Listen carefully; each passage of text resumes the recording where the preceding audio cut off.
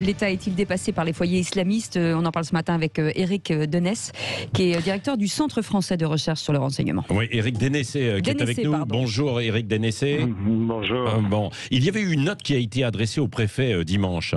Visiblement, on disait que, il y avait un communiqué islamiste proche d'Al-Qaïda, de l'agence Tabad, qui appelait à des attaques contre les symboles de la chrétienté. Dans ces conditions, Éric Denesse, malgré le renseignement là, on a du mal à faire face parce qu'il y a beaucoup de foyers, trop de foyers du coup en France aujourd'hui, c'est ça ? Oui, alors c'est même pas des foyers, ce sont des individus.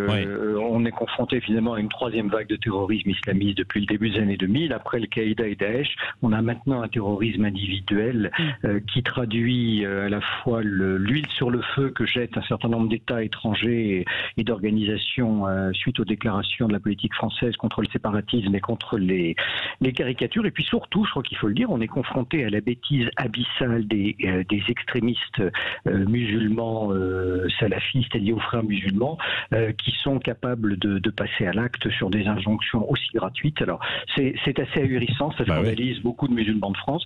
Et là, on est au-delà du terrorisme, on est confronté à une bêtise humaine absolument profonde. Bah oui, mais alors comment on peut lutter contre ça, justement, Éric Denesse ?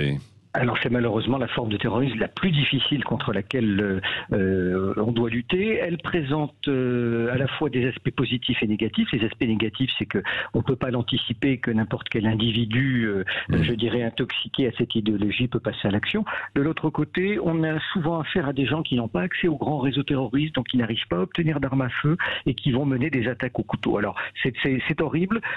Pour l'instant, ça fait beaucoup moins de victimes que des attaques comme celle du Bataclan. Malheureusement, ça fait beaucoup plus d'attaques et ça risque, si ça se confirme, d'occuper un petit peu plus l'actualité que des grandes attaques terroristes. Bah oui, c'est ça. Et puis alors, avec un problème, c'est qu'on ne maîtrise pas trop ces gens qui sont souvent arrivés en situation irrégulière. On l'a vu l'Afghan hier donc maîtrisé à Lyon juste à temps. Ce Tunisien qui est passé par Lampedusa.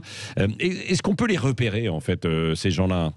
Non, c'est très difficile. Ça veut dire que ça repose la question de l'immigration. Donc, l'ouverture des frontières aujourd'hui, en accueillant des gens qui viennent de ce monde arabo-musulman vraiment gangréné par l'islamisme radical, pose un problème. Je crois aussi qu'il faut rappeler que dans le monde arabo-musulman, 75% des croyants sont analphabètes. Donc, ça explique aussi pourquoi un certain nombre d'imams extrémistes peuvent leur faire croire absolument n'importe quoi.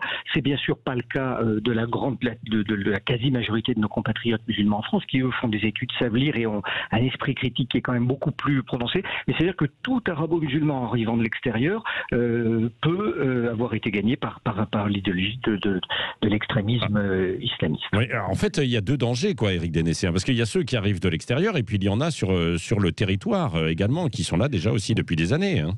Oui, ceux qui sont sur le territoire sont quand même beaucoup mieux identifiés. Oui.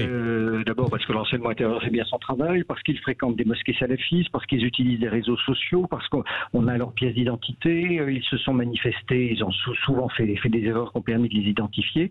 Alors ils sont plus dangereux parce qu'ils ont des modes d'organisation un peu plus développés, mais jusque-là on les contrôle bien. Il y a un nouveau danger, je crois aussi, dont il faut être conscient, c'est la communauté turque de France, avec son islamo-nationalisme très marquée et qui présente elle aussi un risque de danger possible, surtout s'il se combine avec cet extrémisme islamique qui frappe dans nos églises. Oui.